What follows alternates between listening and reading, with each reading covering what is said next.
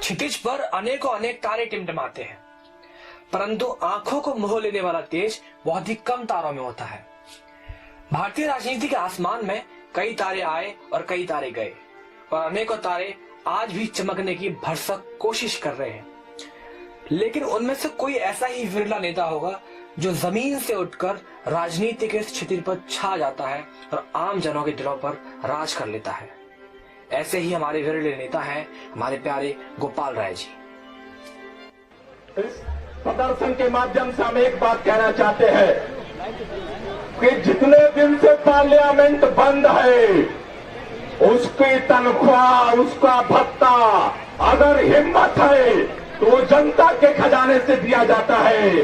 कोई भी पार्टी का सांसद जितने दिन संसद बंद रही है, 1 रुपया भी उसे नहीं मिलना चाहिए, ये हम मांग करना चाहते हैं।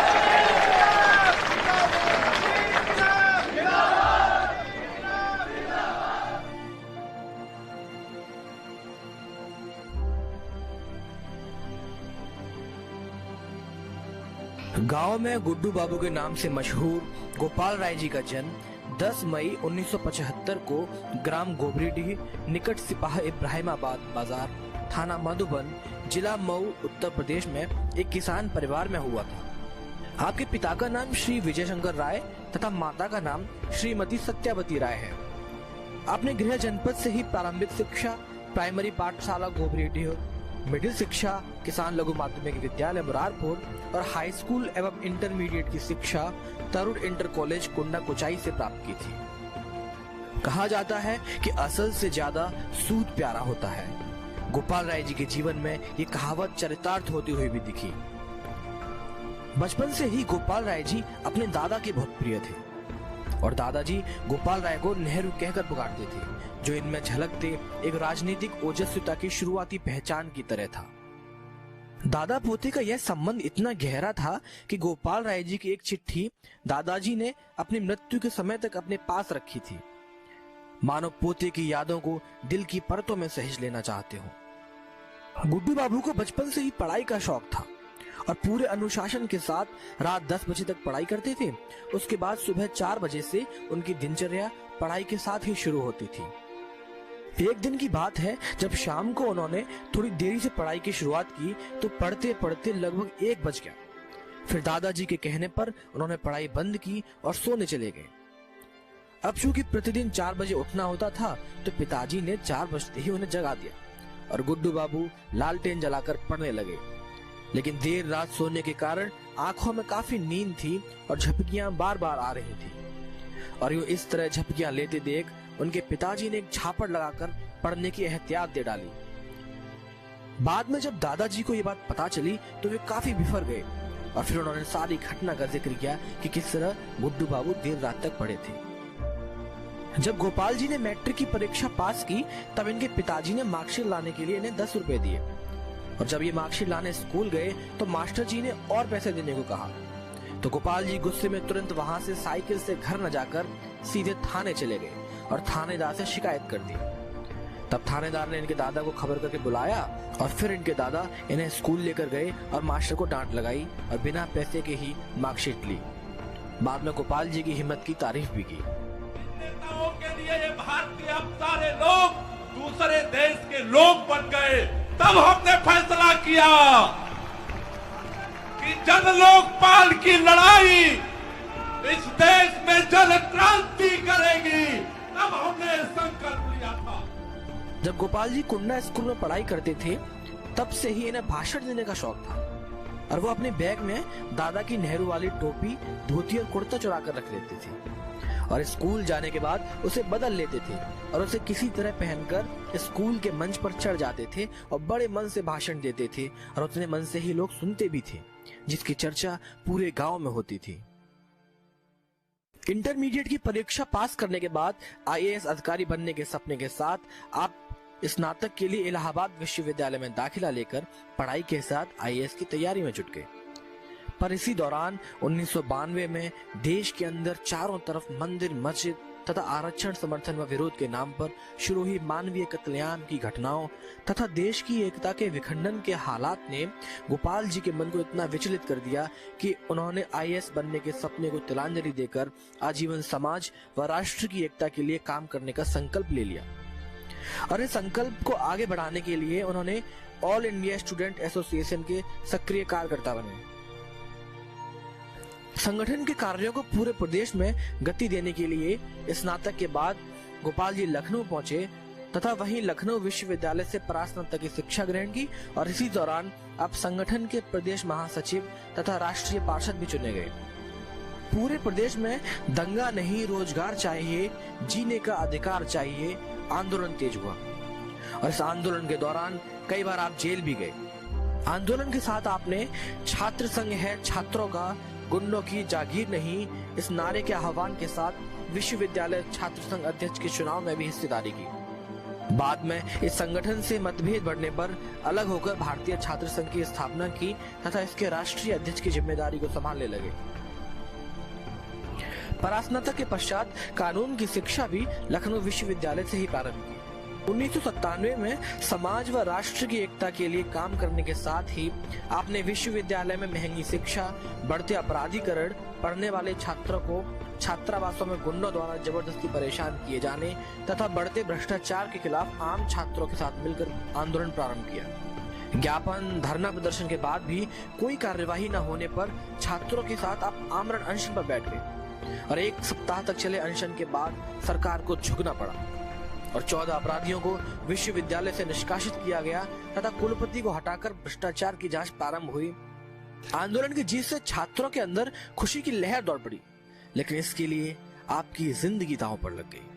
हार से बौखलाए भ्रष्टाचारियों और अपराधियों के गिरोह ने आपको जान से मारने की योजना बना ली और 18 जनवरी 1999 को आपको धोखे से गर्दन में गोली मारी गई। गोली रीढ़ की हड्डी में आकर फंस गई। आप जिंदा तो बचे, मगर गर्दन के नीचे का हिस्सा पूरी तरह निष्क्रिय हो गया, मानो जिंदा लाश। कल भी हम जब आंदोलन करते थे, हजारों लाखों लोगों के बीच में जाते थे, लाठियां चलती थी, मुझे परवाह नहीं थी कि मेरे शरीर का क्या होगा, मैं भाग नहीं सकता। लेकिन हजारों लोगों के बीच में लाठियां चलती है, उसके बीच में लाठी खाने की हिम्मत कल भी रखता था और आज भी रखता हूं।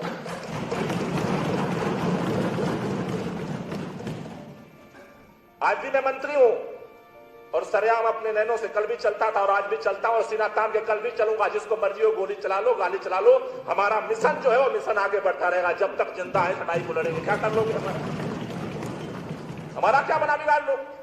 लेकिन जो ये परंपरा डालने की कोशिश हो रही है और मुखौटा लगा करके जो जिस तरह की घिनौनी राजनीति में हरकत करने की कोशिश हो रही है वो ठीक नहीं है। लखनऊ मेडिकल कॉलेज में महीनों चले इलाज के बाद सुधार की धीमी गति को देखकर डॉक्टरों ने इन्हें घर ले जाकर एक्सरसाइज कराने की सलाह दी और इसके बाद गोपाल जी को लखनऊ से गांव लाया गया। गांव में कई महीनों चली एक्सरसाइज के बाद स्वास्थ्य में सुधार होने लगा और स्वास्थ्य में कुछ सुधार होते ही मन में समाज के लिए जीने की भावना प्रबल हो उठी। बिस्तर पर पड़े पड़े ही आपने कई सारी कहानियां और लेख लिखे। इसके साथ साथ सिपाहा बाजार से मझभरा जाने वाली 8 किलोमीटर खराब सड़क से हजारों लोगों की दुर्दशा को देखकर सड़क निर्माण के लिए जन संघर्ष का संचालन भी प्रारंभ किया। गांव से लेकर मऊ, आमगढ़ व लखनऊ तक चले अभियान के बाद अंततोगत्ता सड़क का निर्माण हुआ और शायद जिले की यह अकेली सड़क होगी जिसे जन संघर्ष की बदौलत बनाया गया। न सिर्फ ग्रामीण विकास बल्कि सामाजिक एकता की भावना भरने के लिए आजादी की लड़ाई में 15 अगस्त 1942 को कुर्बानी देने वाले मऊ जिले में स्थित मधुबन के शहीदों की साझी शहादत, साझी विरासत की याद को पुनर्जीवित करने की मुहिम को तेज किया। और इतना ही नहीं, मधुबन के शहीदों की सरकारी सूची में से भी प्रशासनिक लापरवाही के कारण छोड़ दिए गए 2 शहीदों के नाम को बाजार स्थित स्मारक शिलापट पर दर्ज कराने के लिए संघर्ष भी किया। फिर भी जब प्रशासन के कान में जू नहीं रहेंगी तो स्वयं जनता के सहयोग से वर्षों से उपेक्षित शहीदों का नाम स्मारक शिलापट पर लिखवा दिया। बीच बीच में समाज के लिए संघर्ष के साथ अपने स्वास्थ्य को ठीक करने की चुनौती भी हर समय आपके सामने मौजूद थी। स्वास्थ्य में सुधार तो हो ही रहा था, पर दूसरे के सहारे के बगैर कुछ भी करना मुश्किल था और आपको पुनः स्वास्थ्य सुधार के लिए लखनऊ ले जाया गया और वहां लंबे समय तक आयुर्वेद कॉलेज में भर्ती होकर इलाज करवाया गया। वहां से दिल्ली में एम्स और एम्स से केरल में जाकर आयुर्वेद संस्थान में पंचकर्म चिकित्सा का सहारा लिया। 7 वर्षों तक इलाज के बाद भी पूरी तरह सुधार नहीं हो सका। गर्दन में आज भी गोली फंसी हुई है। 2007 में 1857 की पहली जंग आजादी की 150वीं वर्षगांठ तथा शहीद भगत सिंह के जन्म सदी के अवसर पर राष्ट्रीय कार्यक्रम की तैयारी के लिए दिल्ली पहुंचने पर जब पता चला कि हमारी सरकार हर 26 जनवरी व 15 अगस्त को जिस इंडिया गेट पर सलामी देती है उस पर हमारे आजादी के शहीदों का एक भी नाम नहीं है, तो आपने शरीर के दुख दर्द को दरकिनार कर अधूरे शरीर को लेकर ही मधुबन से शुरू हुए शहीदों के सम्मान व उनके अरमान को पूरा करने की लड़ाई को पूरे देश के शहीदों के सम्मान व उनके पूर्ण आजादी के अरमानों को पूरा करने के लिए 31 मई 2007 को दिल्ली के लाल किले में दीवाने आम में अपने साथियों के साथ मिलकर तीसरा स्वाधीनता आंदोलन की स्थापना की।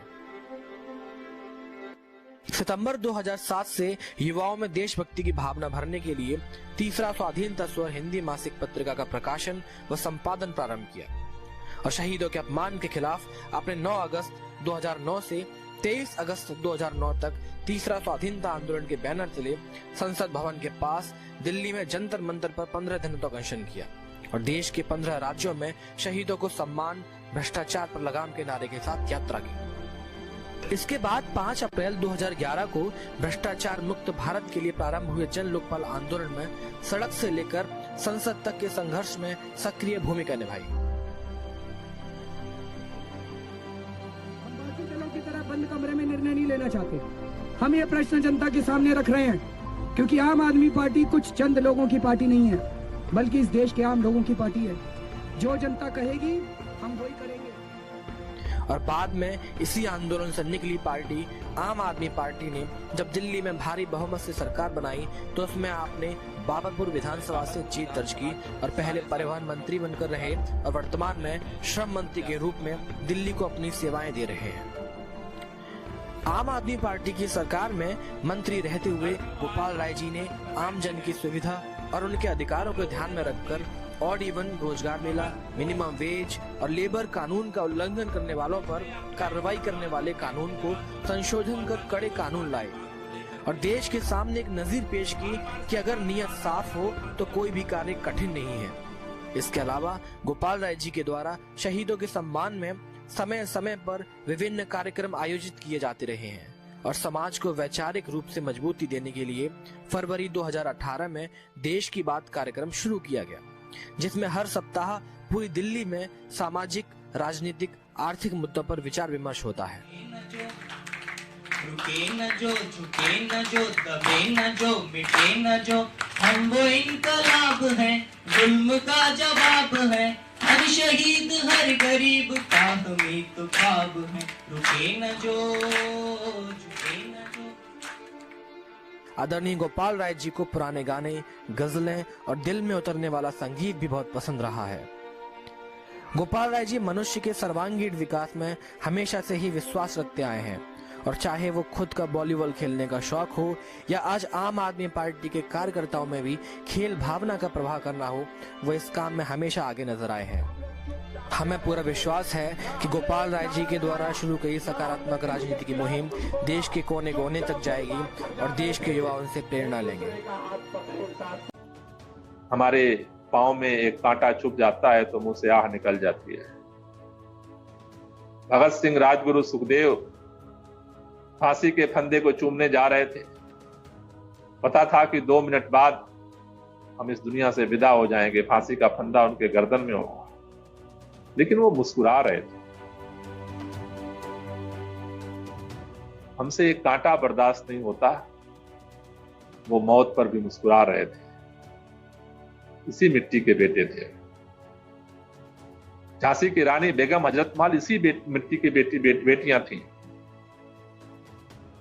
अगर इस देश के लिए सचमुच कुछ करना चाहते हो, अपने अंदर की ऊर्जा को जगाओ। सकारात्मक राष्ट्रवाद की मंजिल पर पहुंचने की पहली शर्त है कि अपने अंदर जो सकारात्मक ऊर्जा है उसको जगाओ। नकारात्मक ऊर्जा आपके अंदर निराशा पैदा करती है। और मैं खास तौर से देश के उन तमाम बेटे बेटियों से कहना चाहता हूं रोजाना घुट घुट करके जीने से, मरने से बेहतर है कि इस मां भारती के लिए कुछ बेहतर करने के लिए अपनी ऊर्जा को जागृत करके, मरना है तो कुछ करके मरो, जीना है तो कुछ करके जियो। घुट घुट के जीने से न तुम्हारा कोई विकास होने वाला है, न इस देश का कुछ विकास होना है। जीने के दोनों रास्ते हैं, तय तुम्हें करना है। हमें अपनी जिंदगी को भी बेहतर करना है, परिवार की जिम्मेदारियों को भी निभाना है, लेकिन हमारे शरीर के अंदर, एक इंसान के अंदर इतनी ऊर्जा होती है, जो आप संकल्प लेते हो उसी के अनुपात में आपके अंदर ऊर्जा भी पैदा हो जाती है। इस देश के अंदर सकारात्मक राष्ट्रवाद के चिंतन को, इस वैचारिक आंदोलन को अगर हम भारत के बेटे बेटियों के अंदर अगर प्रवाहित करने में सफल होते हैं तो यकीन मानियो कि इससे वो ऊर्जा पैदा होगी। इस ऊर्जा से हम नए व्यवस्था का भी निर्माण करेंगे, नए हिंदुस्तान का भी निर्माण करेंगे और नए इंसान का भी निर्माण करेंगे, क्योंकि व्यक्ति और व्यवस्था दोनों को बदलना जरूरी है। व्यवस्थाएं अमूर्त नहीं होती हैं, व्यवस्थाओं का संचालन व्यक्ति करता है। व्यक्ति की सोच व्यवस्थाओं को, सोच को प्रभावित करती है। इसलिए देश की बात फाउंडेशन का एक ही साथ दोहरा लक्ष्य है। हमें व्यक्ति को भी बदलना है और हमें व्यवस्था को भी बदलना है। हमें नए इंसान का भी निर्माण करना है और हमें नए हिंदुस्तान का भी निर्माण करना है। विध्वंस और सृजन के साथ साथ संवाहक बनने के लिए हम भारत के बेटे बेटियों को तैयार होना पड़ेगा। और मुझे यकीन है ये रास्ता इस देश को एक नई रोशनी दिखाएगा, इस दुनिया को एक नई रोशनी दिखाएगा, और जो हमारे आजादी के लाखों लोगों ने हंसते हंसते अपनी कुर्बानी दी, उनके सपनों को भी साकार करेगा। इनकलाब जिंदाबाद। आप सब लोगों का बहुत बहुत धन्यवाद।